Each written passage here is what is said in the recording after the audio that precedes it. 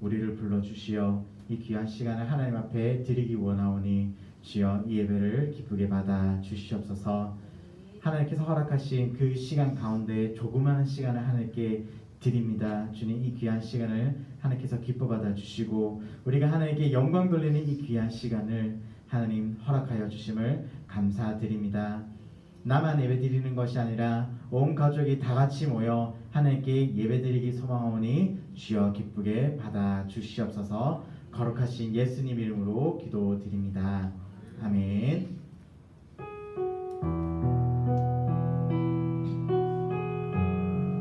우리 다 같이 찬양드리기 원하는데요, 날마다 숨쉬는 순간마다 우리 함께 찬양하겠습니다. 날마다 숨쉬는 순간마다 내 앞에 어려운 일 보내 주님 앞에 이 몸을 맡길 때 슬픔 없네 두려움 없네 주님의 그 자비로운 손길 항상 좋은 것 주시도다. 사랑스 내 아픔과 기쁨을 수고와 평화와 안식을 날마다 주님 내 곁에 계셔 자비로 날 감싸 주시네. 주님 앞에 이 몸을 맡길 때 힘주시 내 위로함 주네. 어린 나를 품에 안으시사 항상 평안함 주시도다. 내가 살아 숨을 쉬는 동안 살피시다 약속하셨네. 인생의 어려운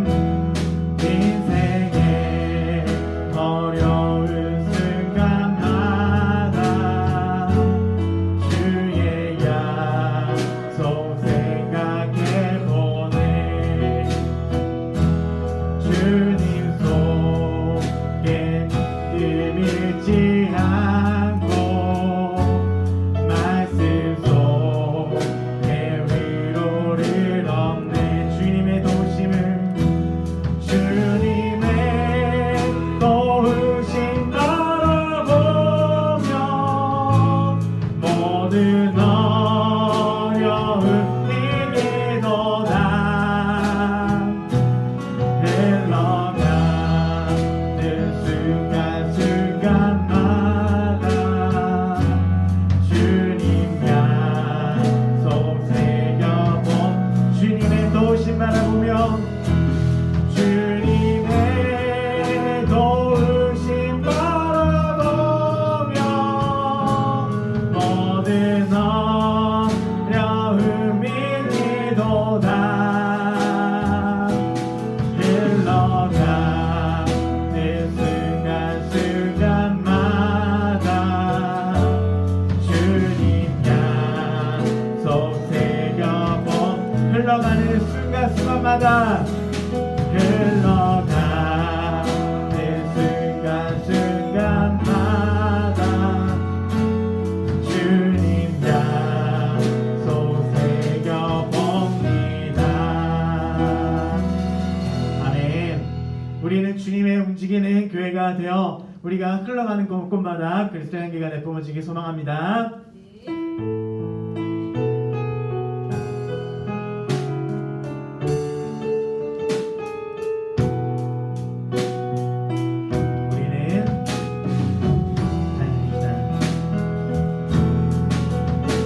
우리는 주의 움직이는 교회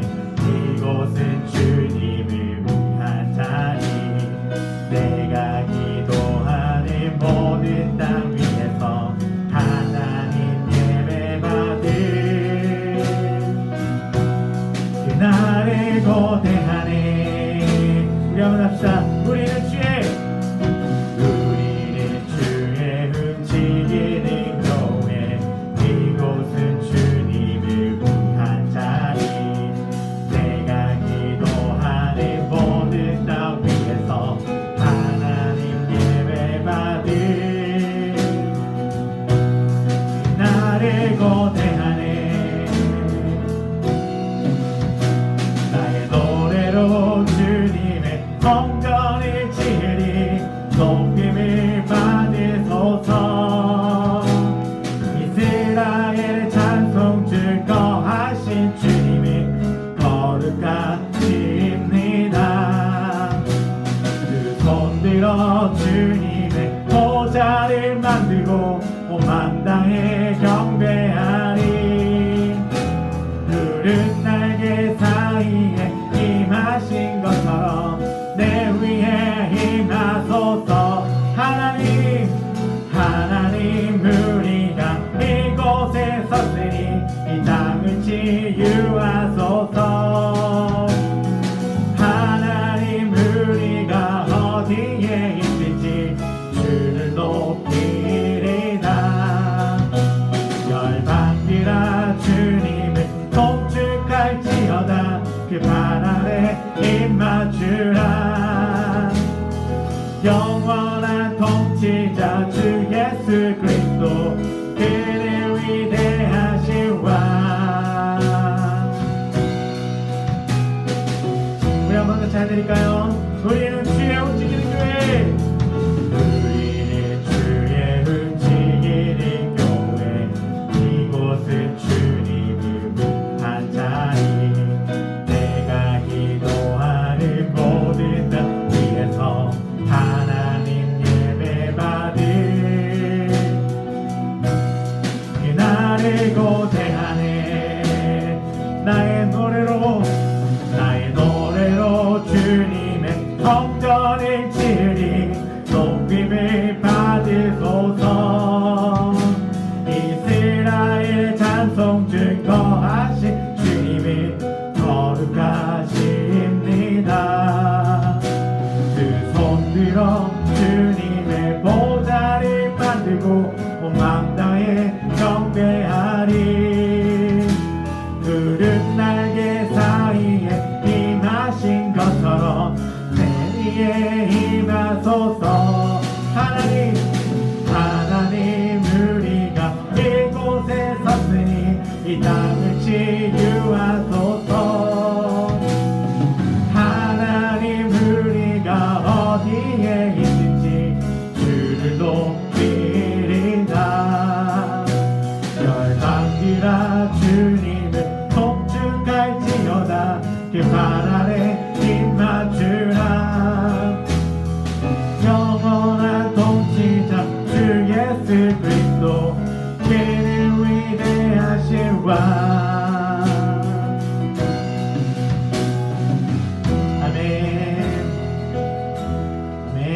우리 힘차게 박수 치면서 하나님께 영광 올리기 원합니다.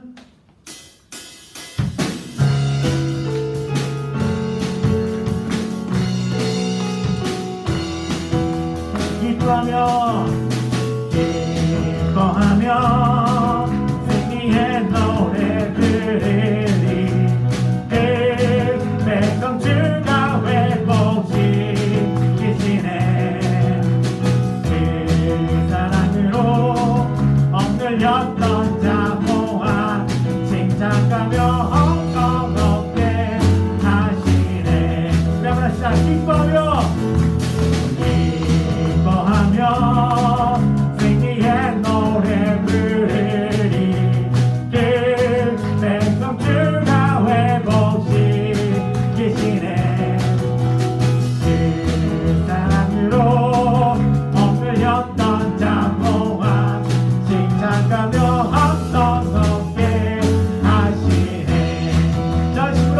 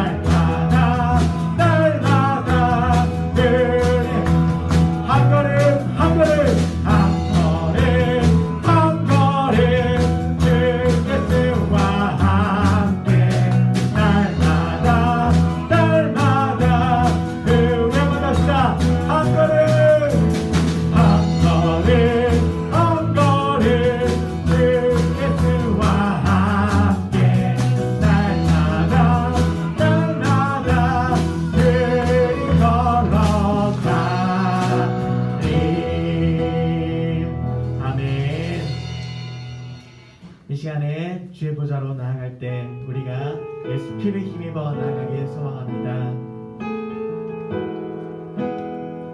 나를 구하는 주의 그 십자가, 우리가 그것을 믿으며 예배 자리로 나아가길 소망합니다. 주의 보좌로 나아갈 때에 어떻게 나가야 할까? 나를 구원한 주의 십자가, 그것을 믿으며 가네. 주의 보좌로 나아갈 때에 나 여전히 부족하다. 나를 부르신 주의 그 사랑, 그것을 믿으며 가네. 자격 없는 내 힘이 아니 오직 예수님의 보혈로, 자격 없는 내 힘이 아니 오직 예수님의 보혈로.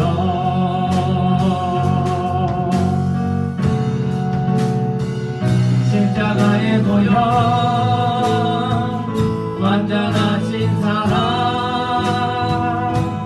힘입어 나아갑니다.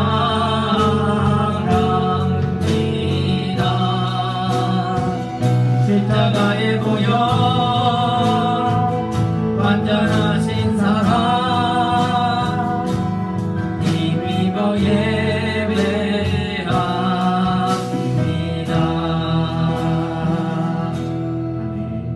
저희들의 온 마음과 정성을 모아 찬양함으로 주님 앞에 나아가도록 하겠습니다.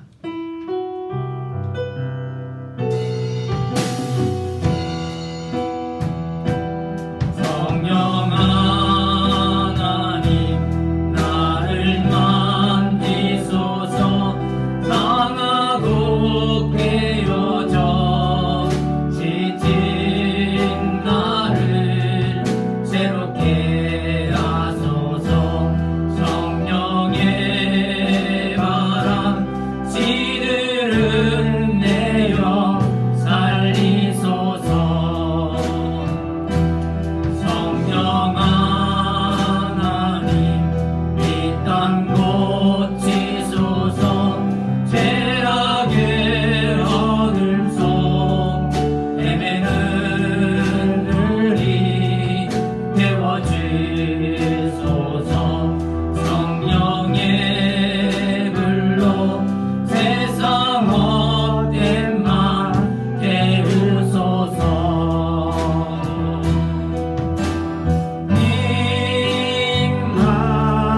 임하소서. 성령 하나님이시여,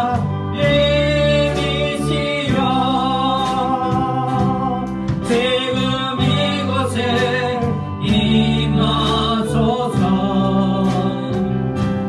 바람처럼 물처럼 성령이여 임하소서. 여호와께서 그 성전에 계시니 여호와의 보좌는 하늘에 있으며 그 눈이 인생을 통촉하시고 그 안목이 저희를 감찰하시는도다. 우리 예배를 받으시는 하나님, 부르시는 음성을 듣고 성전에 모일 수 없지만 가정 예배로 성도들이 하나님의 임재를 기다립니다.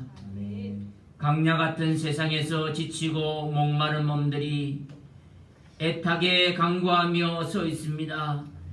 반석에게 명하여 생수가 흐르는 역사가 일어나게 해 주시옵소서. 성령의 충만함을 깨달을 때까지 이 생수를 마시며 진리의 말씀을 듣게 해 주시옵소서. 새 힘을 얻어 영원한 나라로 향하는 믿음의 백성이 될 수 있도록 인도하여 주옵소서. 예수님 이름으로 기원하옵나이다. 아멘.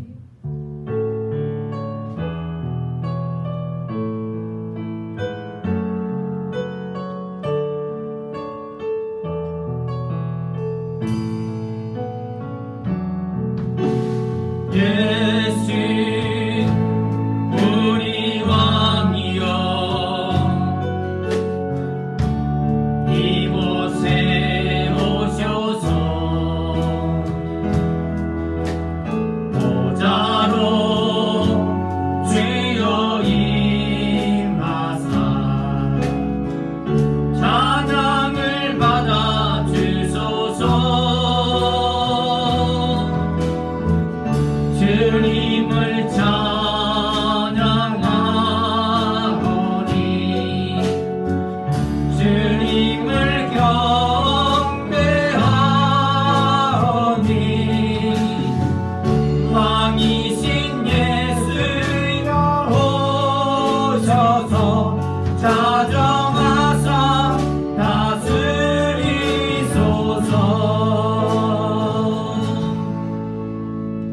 나는 전능하신 아버지 하나님 천지의 창조주를 믿습니다. 나는 그의 유일하신 아들 우리 주 예수 그리스도를 믿습니다. 그는 성령으로 잉태되어 동정녀 마리에게서 나시고 본디오 빌라도에게 고난을 받아 십자가에 못 박혀 죽으시고 장사된 지 사흘 만에 죽은 자 가운데서 다시 살아나셨으며 하늘에 오르시어 전능하신 아버지 하나님 우편에 앉아 계시다가 거기로부터 살아있는 자와 죽은 자를 심판하러 오십니다. 나는 성령을 믿으며 거룩한 공개와 성도의 교제와 죄를 용서받는 것과 몸의 부활과 영생을 믿습니다. 아멘.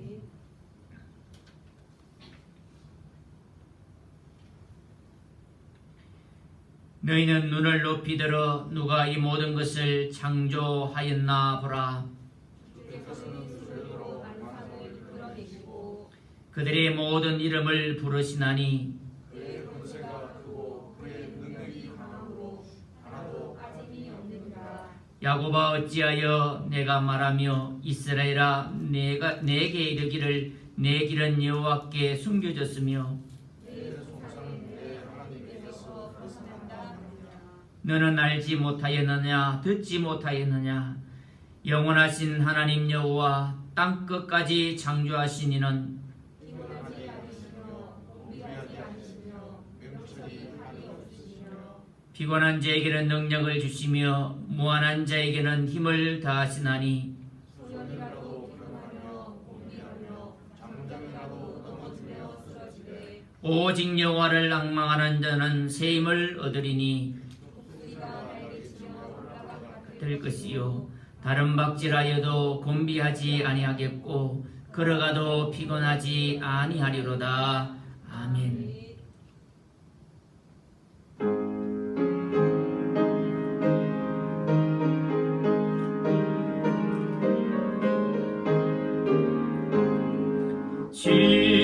십자가를 내가 지고 주를 따라 갑니다. 이제부터 예수로만 예고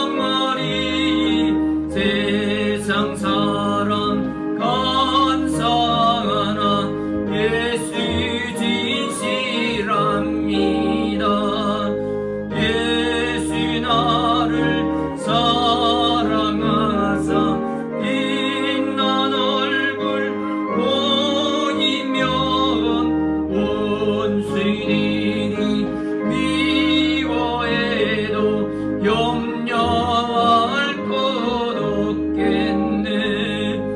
내가 핍박당할 때에 주의 품에 안기고 세상 고초 당할수록 많은 위로 받겠네.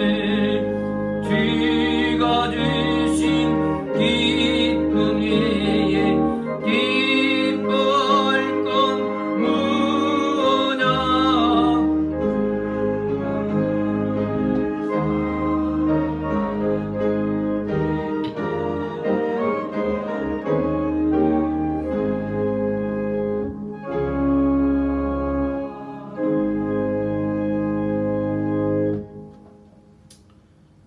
아버지, 또 코로나 확산으로 인해 온라인으로 예배합니다.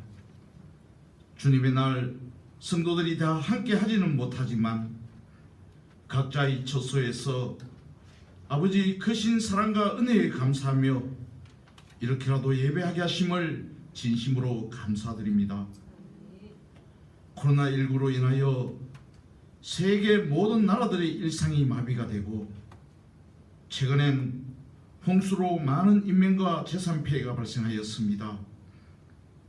이 환난을 겪고 있는 모든 백성들에게 우리의 생명 되시며 구원자가 되신 아버지 하나님의 긍휼과 은혜로 이 재난을 하루속히 벗어나게 하여 주시옵소서. 한 주간의 삶을 돌아봅니다. 주님의 말씀을 따라 살지 못하고 주님의 뜻을 다 이해하지 못하고 세상의 욕망에 사로잡혀 살아왔음을 고백합니다. 주님, 이 시간 용서하여 주시옵고 주 안에서 새로운 피조물로 거듭나게 하여 주시옵소서. 신음에도 응답하시는 아버지 하나님, 아버지께 구하는 성도들의 기도 제목들 들어 응답하여 주시옵소서. 특별히 병마로부터 고통받고 있는 성도들 친히 찾아주셔서 모든 질병과 고통에서 자유함을 얻게 하시고 감사의 삶이 넘치게 하여 주시옵소서. 지금 교회학교 여름철 행사가 진행 중입니다. 어려운 여건 속에서 최선을 다하고 있는 것이 주님의 영광을 위하여 우리에게 주인됨을 이루어가는 가정이 되게 하여 주시옵소서. 지금 우리의 모든 상황이 어렵고 힘듭니다. 그러다 보면 선교지에는 얼마나 더 어렵고 힘든지 알지 않습니까? 우리가 처한 어려운 상황일지라도 복음 전하는 일에 더욱 최선을 다하여 위기가 기회로 사명을 잘 감당할 수 있도록 주님 도와주시옵소서. 우리가 협력하고 선교하는 교회와 온 교회가 세상의 본이 되며 하나님을 기쁘시게 하는 공동체가 되게 하여 주시옵소서. 이 재단에 세우신 목사님, 사역을 감당하는 데 어려움 없도록 도와주시고 영육간에 강건하도록 붙잡아 주시옵소서. 이 시간 말씀 전하실 때 성령 충만케 하시어 하나님이 주시는 진리의 말씀만이 우리 모든 심령에 새겨지며 새로운 소망과 능력으로 삶의 변화를 이루어가게 하여 주시옵소서. 예배를 위하여 수고하는 모든 손길들 주님의 위로와 축복으로 함께 하시고 예수 그리스도의 이름으로 감사하며 기도드리옵나이다. 아멘.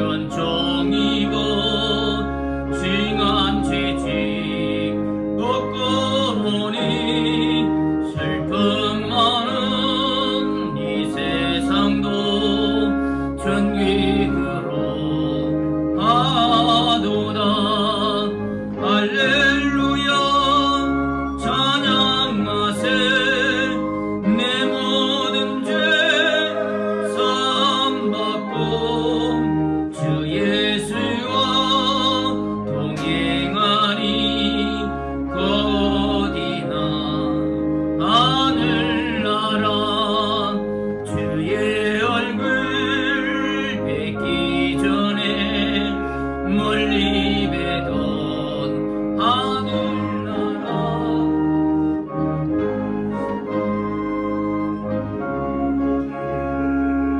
날로 날로 가깝도다 할렐루야 찬양하세 내 모든 죄 사함받고 주 예수와 동행하니 어디나 하늘나라 높은 산이 거친 들이 조막이나 거리나 내 주 예수 모신 곳이 어디나 하늘나라 할렐루야 찬양하세 내 모든 죄 사함받고 주 예수와 동행하니 어디나 하늘나라. 하나님 아버지, 코로나19의 확산으로 인해서 다시 하나님 앞에 온라인 예배로 드립니다. 어려운 가운데서도 하나님의 임재를 기다리며 간절히 사모하는 마음으로 하나님 앞에 예배드리는 성도들의 이 예배를 받아주시고 주님을 만날 수 있는 귀한 예배가 되어질 수 있도록 하나님 역사하여 주옵소서. 하나님의 임재가 있는 살아서 역사하는 예배가 되어질 수 있도록 하나님 인도하여 주시기를 원합니다. 하나님 앞에 그저 나오지 아니하고 귀한 예물을 이 시간에 주님께 온 마음과 정성을 담아 드립니다. 하나님께서 이 예물을 받으시고 축복하여 주시기를 원합니다. 우리 성도들의 삶에서 물질 때문에 어려움 당하지 않도록 하나님 역사하여 주시고 어려운 시기를 지나는 가운데 우리 성도들의 일터 위에 일거리가 끊이지 않도록 물질의 궁핍함이 없도록 하나님 채워 주시기를 원합니다. 넉넉하여서 나누어주는 인생들이 다 되어질 수 있도록 하나님 은혜 베풀어 주시고 무더운 날씨 위에 일하는 우리 성도들 건강도 지켜주시고 보호해 주시고 건강 상하지 않도록 하나님 은혜 베풀어 주옵소서. 감사 예물을 드리는 성도들의 가정에 응답의 역사가 날마다 나타날 수 있도록 해주시고 선거 예물과 건축 예물 각종 예물 드리는 손길이에 복의 복을 허락해 주시고 특별히 선교지 위에 은혜 베풀어 주시고 우리 선교사님들 영혼을 사랑하는 그 열정 식지 않도록 해주시고 피곤치 않도록 해주시고 하나님 앞에 나와 무릎 꿇고 기도할 때에 하나님 독수리의 날개치며 올라가 같은 힘을 날마다 공급하여 주옵소서. 이제 하나님의 말씀을 듣고자 합니다. 우리의 영적 이기가 열려서 하나님 말씀에 집중하는 귀한 시간 되게 하여 주옵소서. 이 모든 말씀 예수님의 이름으로 간절히 기도드립니다. 아멘.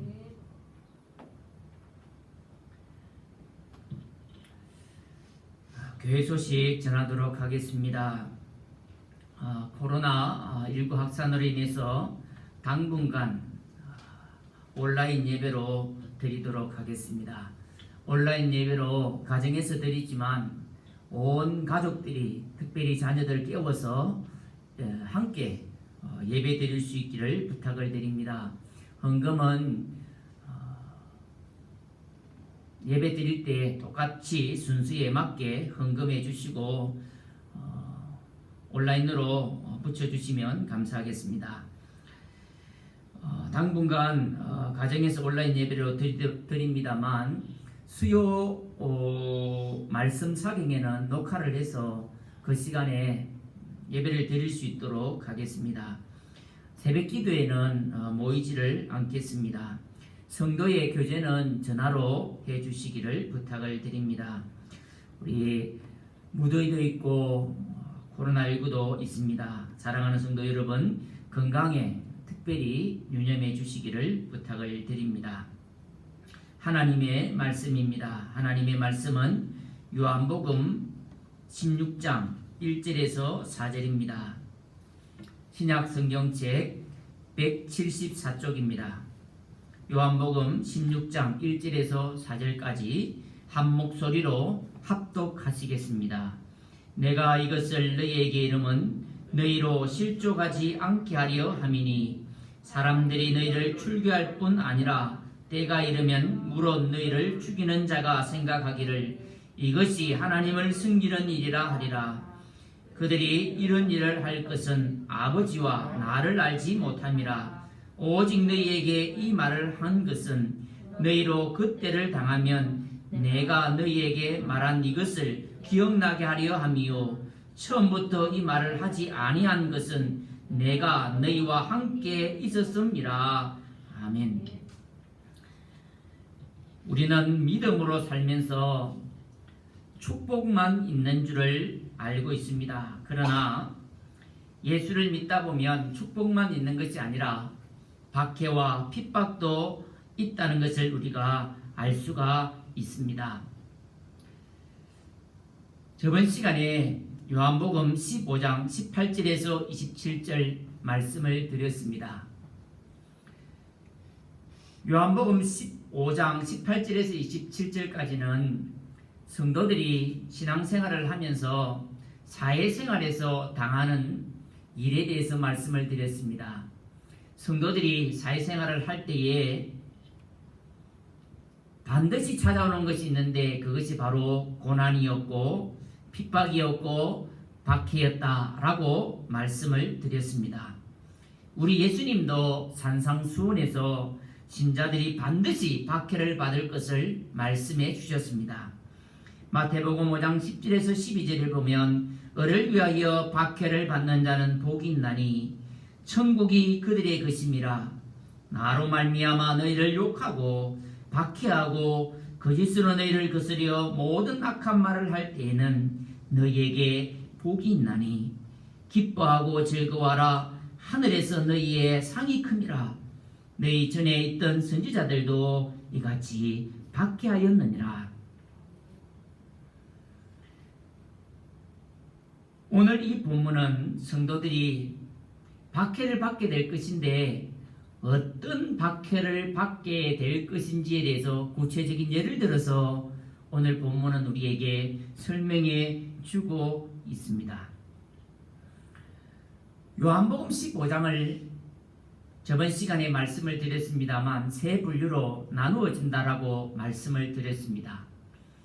1절부터 시작해서 11절까지는 성도들이 신앙생활을 하면서 하나님과의 관계에 대해서 말씀을 드렸습니다. 우리 주님께서 다락방 강해에서 하나님과의 관계 속에서 너희들이 신앙생활을 해야 되는데 비유를 들어서 포도나무 비유를 들어서 설명해 주셨습니다. 너희들은 주님께 꼭 붙어 있어야 된다. 그렇게 말씀을 하셨습니다. 주님과 교제해야 된다. 주님이 너희 안에 있어야 되고 너희들은 주님을 떠나서는 절대 살 수 없다. 주님을 떠나는 순간 너희들은 서서히 말라서 죽게 될 것이다 라고 말씀을 했습니다. 그리고 우리 주님께서 신앙생활을 하는 것은 12절부터 시작해서 17절까지의 말씀은 사랑과의 관계에 대해서 말씀을 하셨는데 그 관계는 바로 사랑의 관계 속에서 너희들이 삶을 살아가야 된다. 그게 신앙생활이다. 그게 믿음생활이다. 말씀해 주셨습니다. 그리고 18절부터 시작해서 27절까지는 너희들이 사회생활도 하게 될 것인데 그때는 반드시 핍박이 따라올 것이다 라고 주님께서 말씀해 주셨습니다. 그리고 오늘 본문은 이렇게 시작합니다. 내가 이것을 너희에게 이름은 너희로 실족하지 않게 하려 함이니 내가 이것을 너희에게 이름은 예수님께서 제자들에게 너희에게 이것을 너희에게 이름은 이것이 무엇일까요? 어떤 분들은 이렇게 이야기합니다. 예수님께서 지상 사역을 하실 때에 말씀하셨던 모든 말씀을 일컫는다.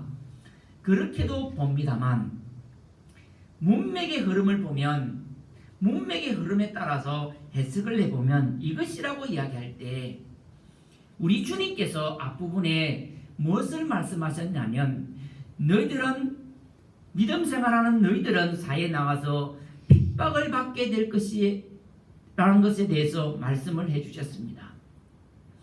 그 핍박을 받게 될 것인데 너희들은 어떻게 하면 이 핍박을 이길 수 있다라고 말씀을 해주셨습니까?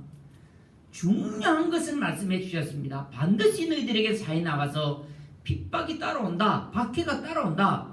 그런데 이 핍박과 박해를 이길 수 있는 길이 있다는 것을 예수님께서 앞부분 요한복음 15장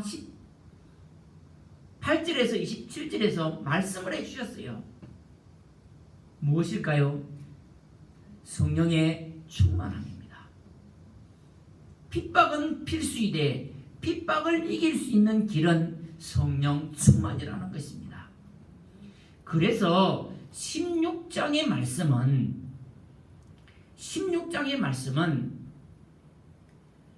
이 핍박의 구체적인 예에 대해서 설명을 하고 있고 뒷부분에 가면 성령의 충만함을 입어야 되는 이유, 성령의 충만함을 입으면 이런 현상이 나타날 것에 대해서 구체적으로 설명해 주고 계십니다.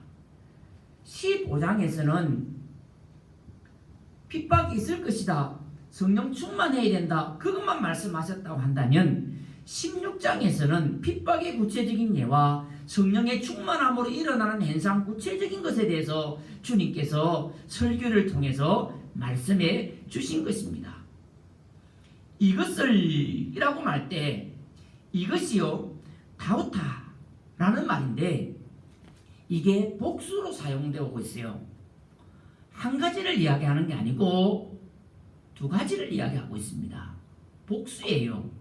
그리고 주님께서 지금 핍박을 이야기하고 있고 핍박 속에서 이길 수 있는 성령 충만함을 말씀하고 있거든요.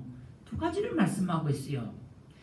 그리고 오늘 본문을 보면 문맥의 흐름과 원어의 원뜻을 살려서 이것이라고 이야기할 때 이것이라고 말하는 것은 예수님께서 지상 명령에서 설교에 하셨던 모든 말씀을 일컫는 것이 아니라 성도들의 사회생활을 하면서 핍박받는 것과 그 핍박을 이길 수 있는 성령 충만함입니다. 내가 이것을 너희에게 이름은 주님께서 예수님 제자들 성도들의 신앙생활에서 사회생활을 하면서 핍박을 받고 박해를 할 때에 너희들이 이길 수 있는 성령 충만함을 너희에게 이렇게 이야기하는 것은 무엇 때문에 하느냐? 너희로 실족하지 않게 하려 함이다. 너희를 실족하지 않게 하기 위해서 내가 너희에게 핍박을 미리 이야기를 하고 그 이길 수 있는 것은 성령 충만합니다 라고 너희들에게 말하는 것이다 라는 것입니다. 실족하지 않게 하려 함이라. 실족하다 라는 말은 스칸달리조 라는 뜻이 뭐냐면 넘어뜨리다 라는 의미도 있습니다. 그런데 이것을 배교라는 뜻도 있습니다. 기독교의 신앙을 포기하는 것. 그리고 마태복음 5장 29절에는 이 단어를 죄를 범하다 라는 뜻으로 번역을 했습니다. 그러니까 예수님께서 너희들에게 지금 사회생활을 하면서 밖으로 나가면 예수님의 제자들에게 이 다락방에 모여 있다가 내가 십자가를 지고 아니 십자가를 지지 않더라도 너희들은 사회에 나가면 밖에 나가면 나는 죽을 것인데 너희들이 사회생활하고 밖으로 나가면 박해가 있을 것이다. 그런데 너희들이 반드시 성령 충만해야 된다. 왜냐하면 너희들이 그렇게 하지 못한다면 너희들은 배교하게 될 것이고 기독교의 신앙을 포기하게 될 것이고 너희들은 죄를 범하게 될 것이다. 그렇기 때문에 내가 그것을 예방하기 위해서 미리 너희들에게 이 말을 한다. 주님께서 우리에게 일러주시는 말씀입니다.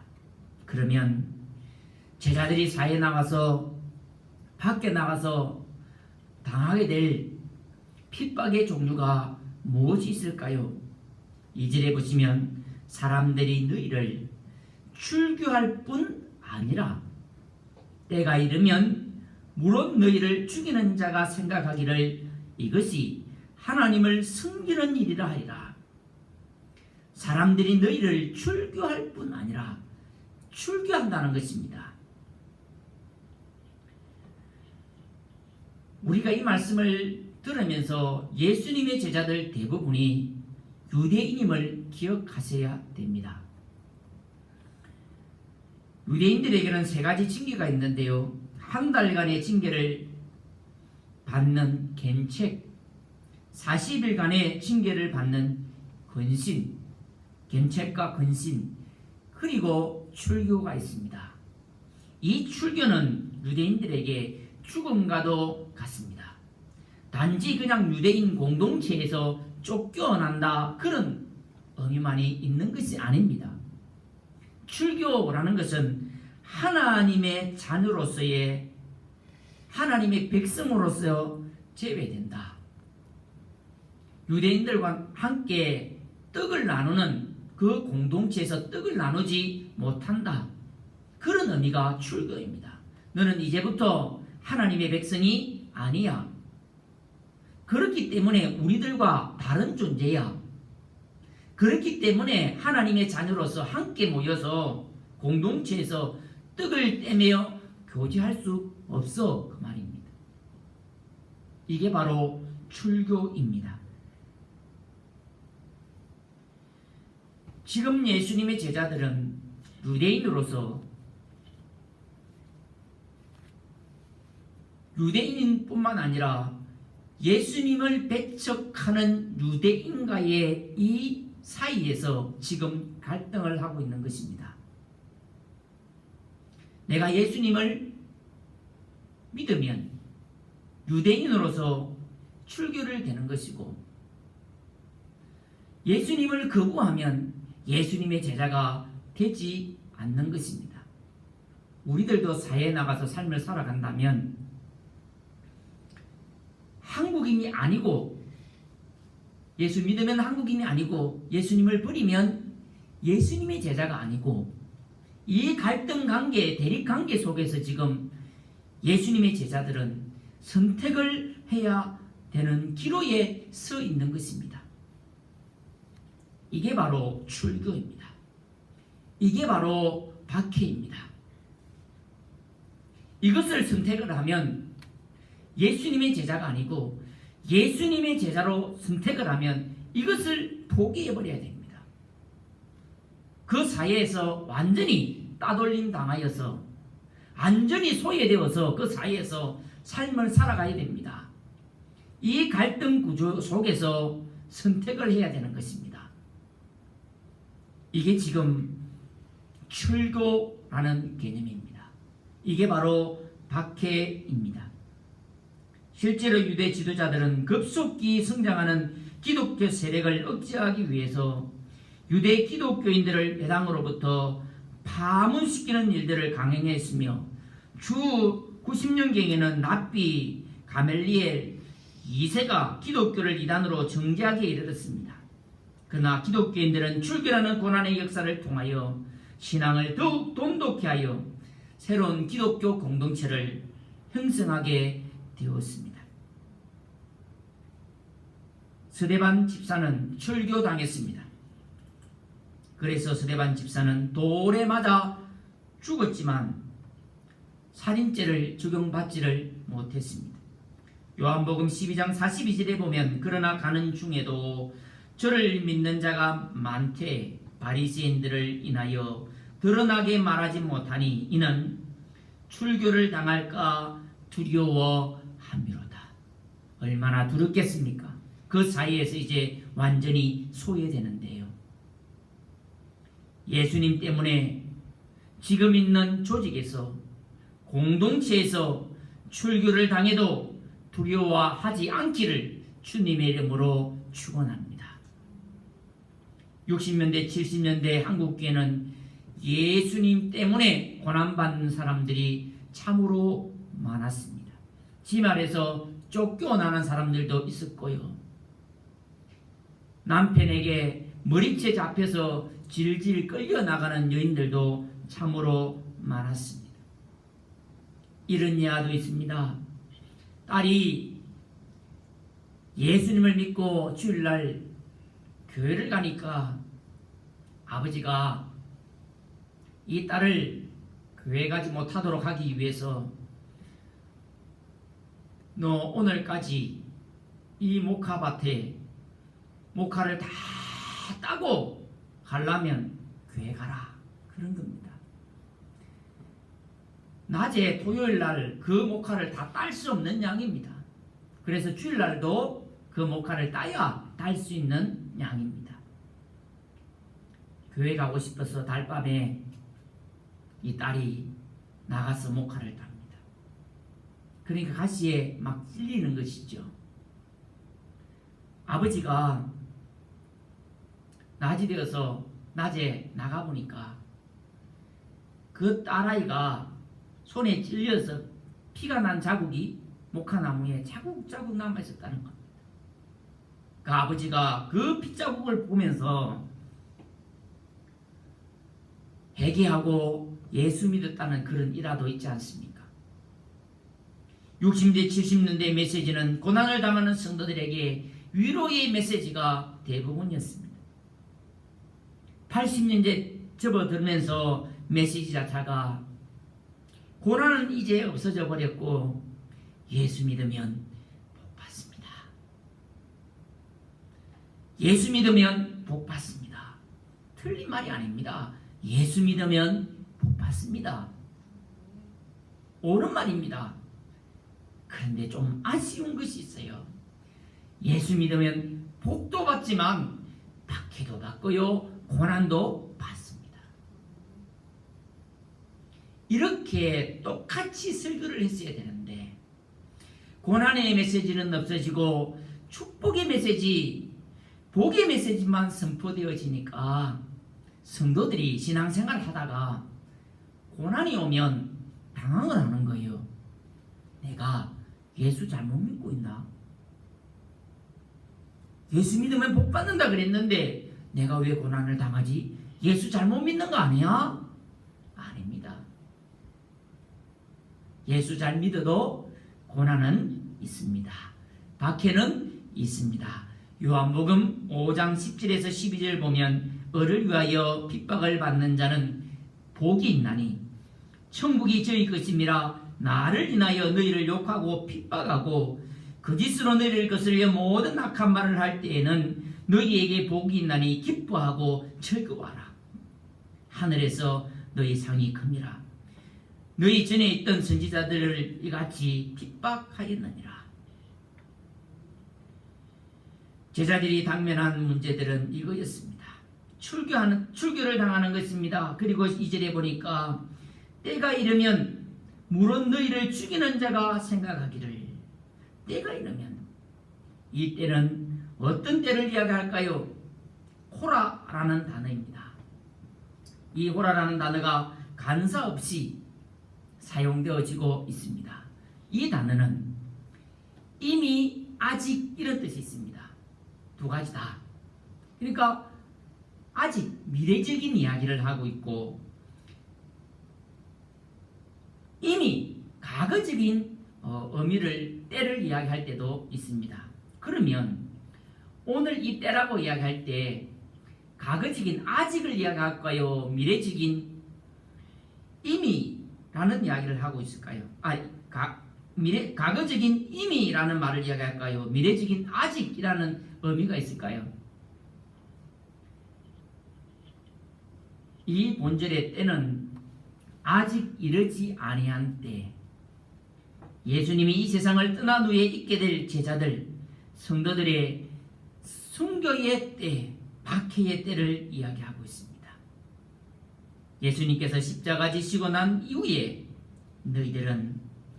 너희들을 죽이는 자가 있게 될 것이다 라고 주님께서 말씀하고 있습니다.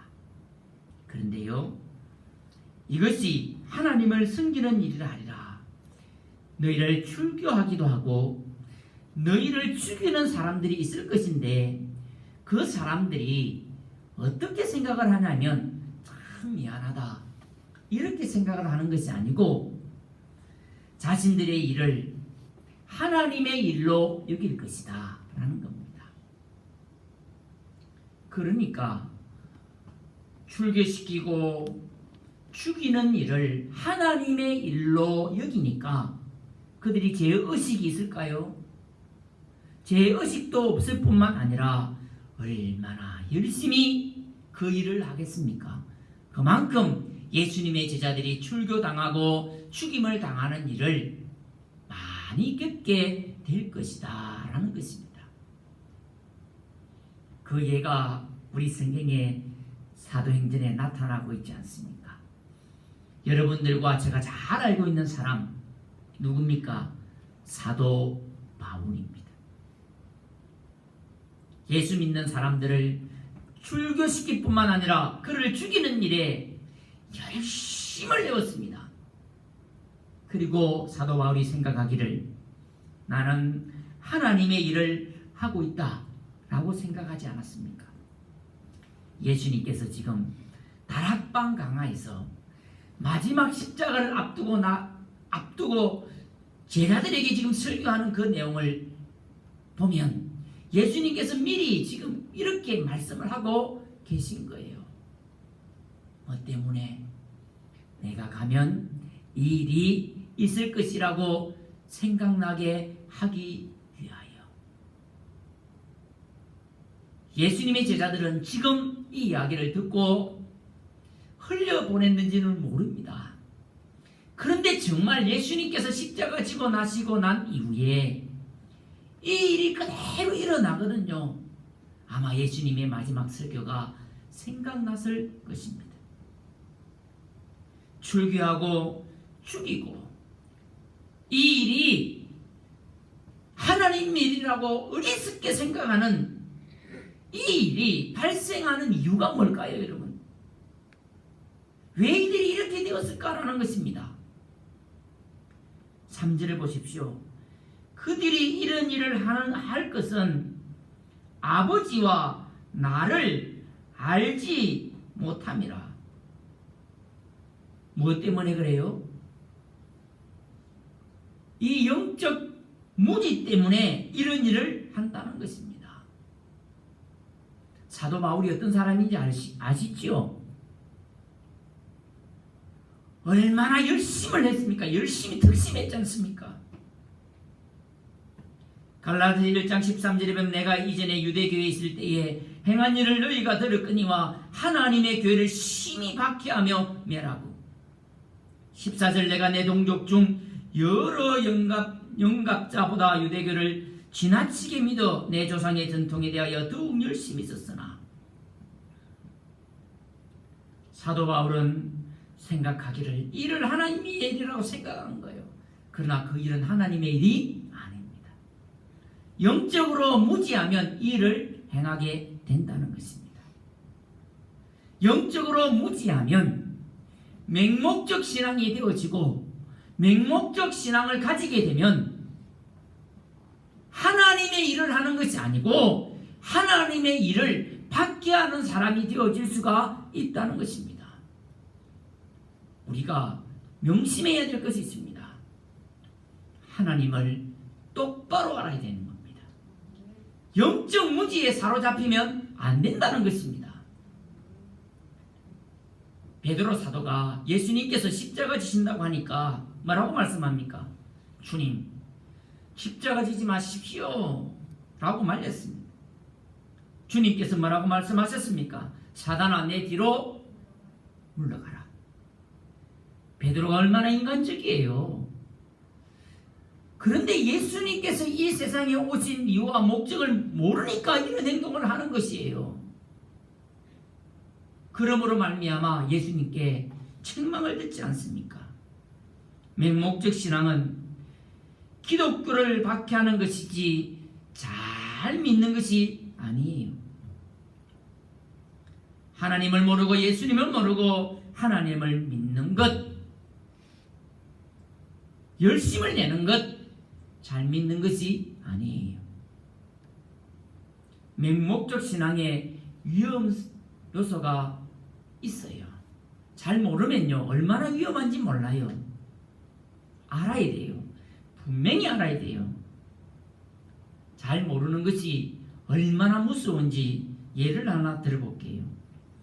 코로나 바이러스는 믿음을 가지고 다 같이 모여서 기도하면 하나님께서 병을 물리쳐 주신다고 믿는 이 말, 이 신앙 어떠세요, 여러분? 믿음이 좋은 거예요? 안 좋은 거예요?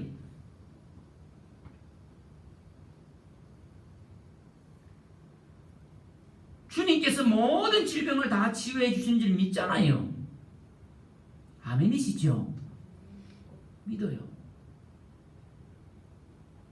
믿음을 가지고 다 함께 모여서 기도하면 하나님이 이 병도 걸리지 않게 해주실 것이니까 우리 마스크 하지 말고 다 함께 모여서 떡을 떼고 기도하고 찬양합시다. 얼마나 믿음 좋아 보여요. 얼마나 예수 잘 믿는 것처럼 보여요.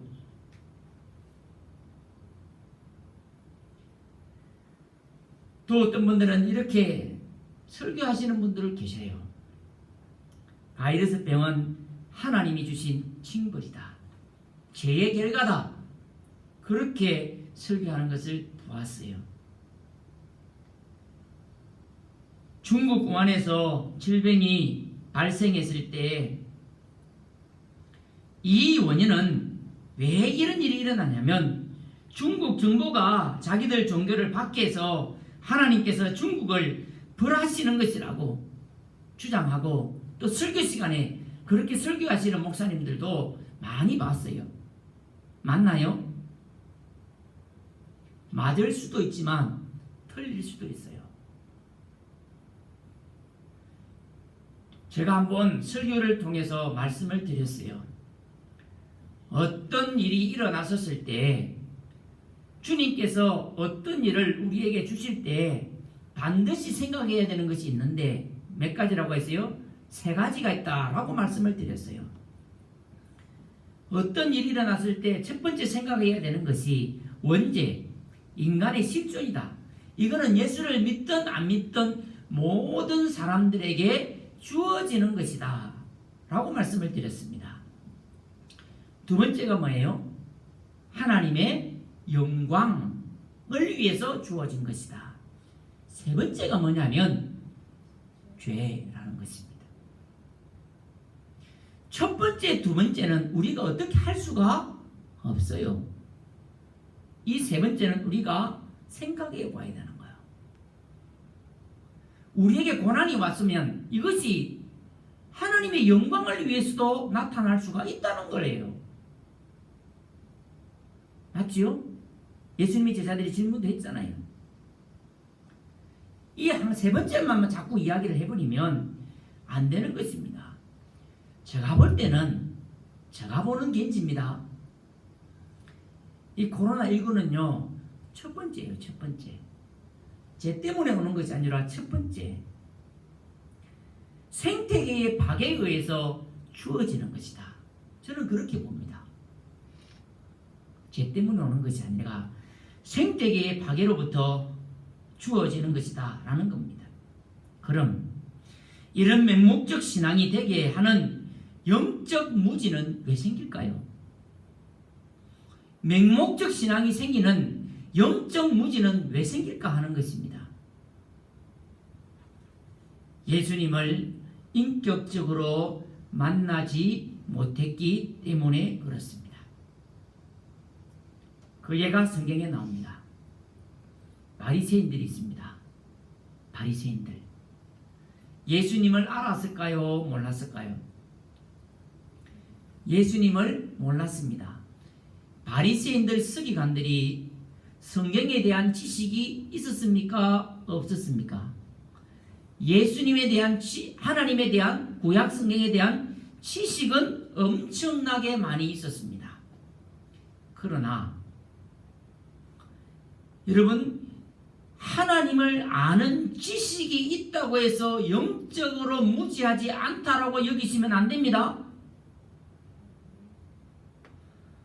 영적 무지가 생기는 이유는 이것뿐만이 아니라 예수님을 인격적으로 만나지를 못하면 영적 무지가 있게 되어지고 맹목적 신앙이 되어질 수가 있고, 이 맹목적 신앙이 좋아 보이는 것처럼 여겨지지만 이 맹목적 신앙이 기독교를 박해할 수 있다고요.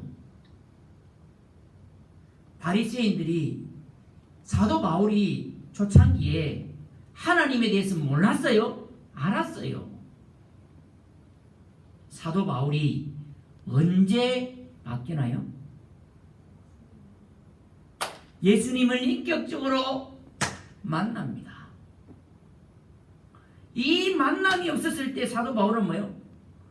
기독교를, 예수 믿는 사람을 박해하는 사람이 되었어요. 인격적으로 만나니까 영적 무지에서 완전히 뭐예요? 벗어났어요. 예수 그리스도가 정말 우리의 구원자 되신다. 이것을 체험을 통해서, 예수님을 만남을 통해서 알게 되잖아요. 우리에게 중요한 것이 예수님을 만나는 것입니다.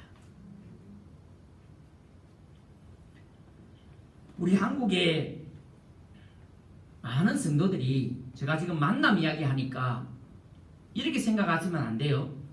만남과 체험을 동일시해버려요.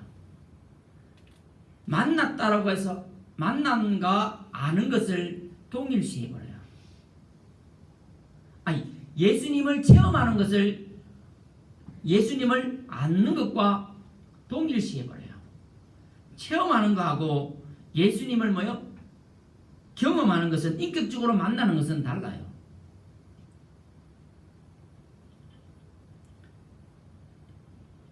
여러분, 제가 여러분들 지금 만나고 있습니다. 여러분 저를 다 아나요? 만난다라고 뭐요? 아는 게 아니고요. 체험한다고 뭐요? 다 아는 게 아니에요. 인격적으로 주님을 만나야 되는 것입니다. 주님과의 인격적 만남을 체험과 동일시하면 안 됩니다.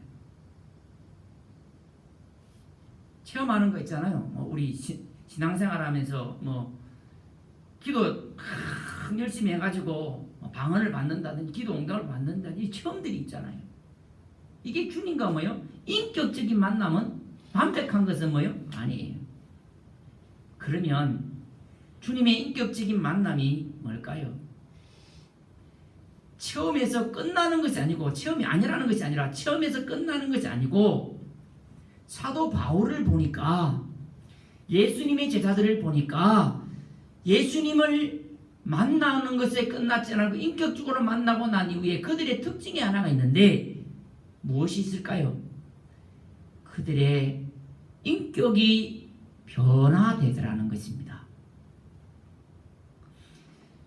주님을 인격적으로 만난 사람은 어떤 사람이냐면, 체험한 사람이 아니고 그저 만나는 사람이 아니고 삶이 변화되는 사람, 그리고 주님과 교통하고 교제하는 사람입니다. 그럼 올바른 신앙은, 올바른 믿음이 뭘까요? 제가 말씀을 드렸습니다. 주님을 알았고, 여러분 주님 아시죠? 주님을 알았고, 주님을 인격적으로 만났고, 체험이 아닙니다. 인격적으로 만났고, 그 만남, 새롭게 태어난 중생을, 거듭남을 끝마치면 안 돼요.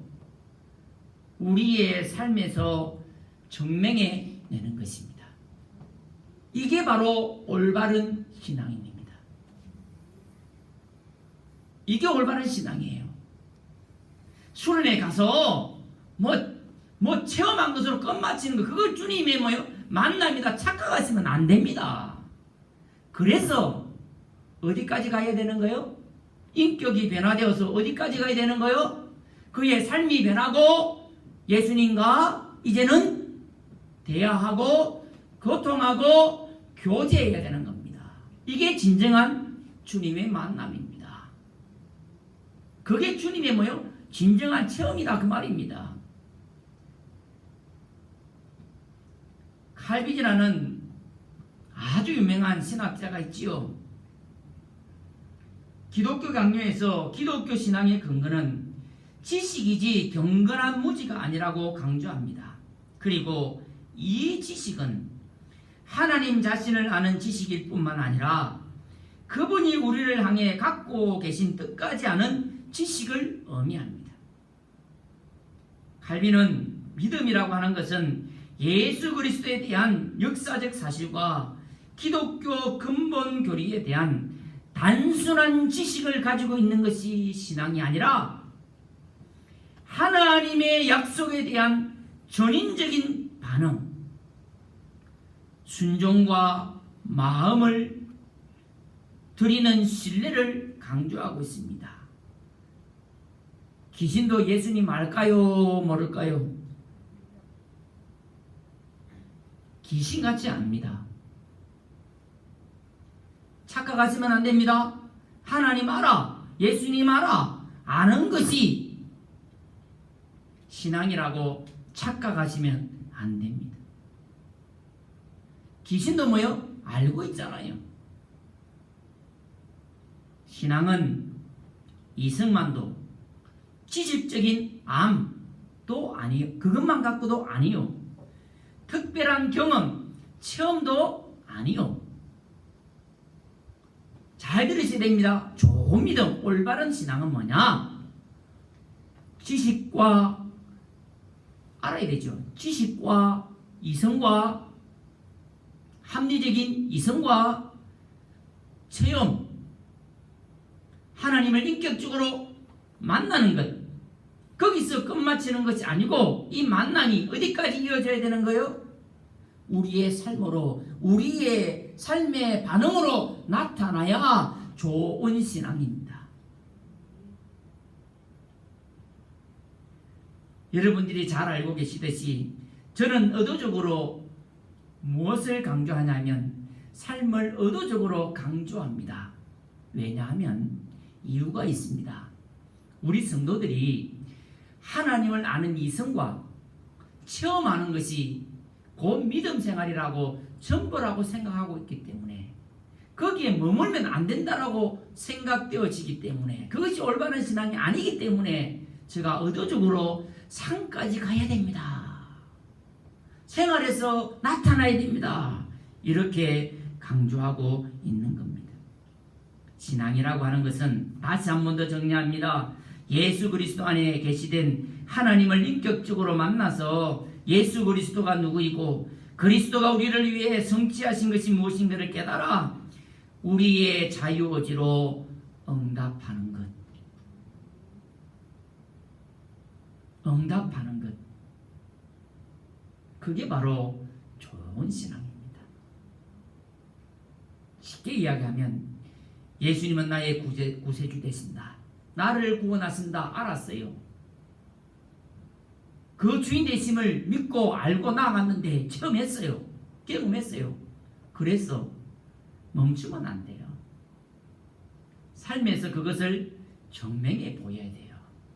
삶에서 반응하면서 삶을 살아가야 돼요. 그게 올바른 신앙인입니다. 그게 올바른 신앙인이에요. 여러분, 맹목적 신앙에서 벗어날 수 있기를 주의 이름으로 축원드립니다. 오늘날 신앙이 이 맹목적 신앙이 기독교를 박해하고 있음을 명심하십시오. 주님을 인격적으로 만나야 맹목적 신앙에서 벗어날 수가 있습니다. 맹목적 신앙에서 벗어나 올바른 신앙생활, 그리스도를 지식으로만 아는 것이 아니라 삶으로 증명해내는 올바른 신앙생활을 할 수 있는 저와 여러분이 되어질 수 있기를 주의 이름으로 축원드립니다. 아멘. 우리 하나님 앞에 기도하겠습니다.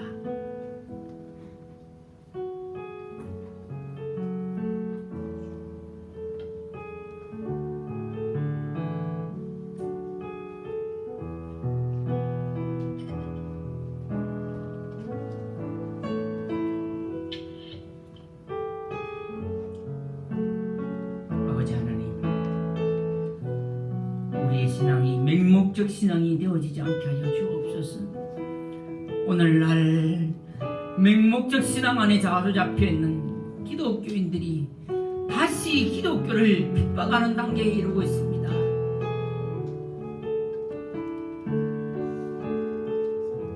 신앙을 삶으로 증명해내고 삶으로 반응하는 것, 그것이 바로 참된 신앙임을 말씀해 주고 계십니다. 아버지 하나님, 아는 것에서 체험한 것에 머물지 않게 하시고 우리의 삶 속에 지금도 살아서 역사하시는 그 하나님을 증명해내는 참된 신앙인이 다 되어지게 하여 주옵소서. 이 모든 말씀 예수님의 이름으로 기도드립니다. 아멘.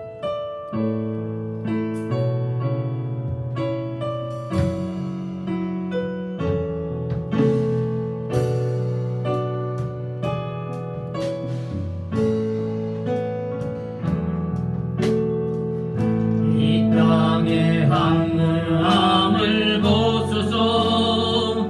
하늘의 하나님, 긍휼을 베푸시는 주여, 우리의 죄악 용서하소서. 이 땅 고쳐주소서.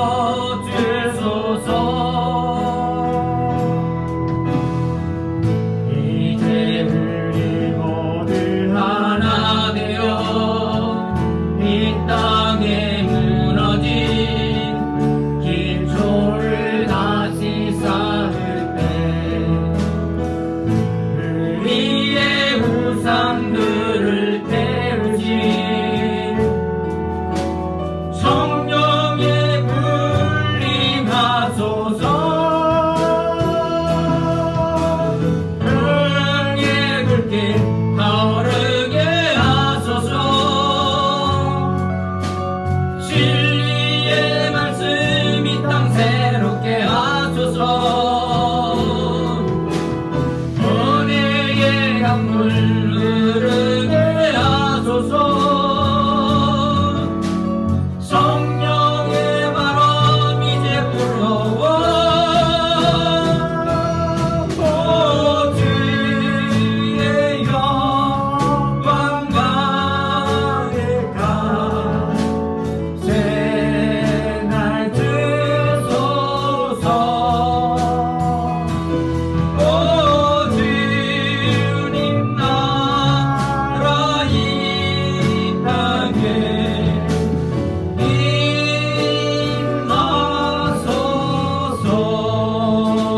임하소서. 이제는 우리 주 예수 그리스도의 은혜와 하나님 아버지의 극진하신 사랑하심과 성령님의 감화 감동 충만하심의 역사가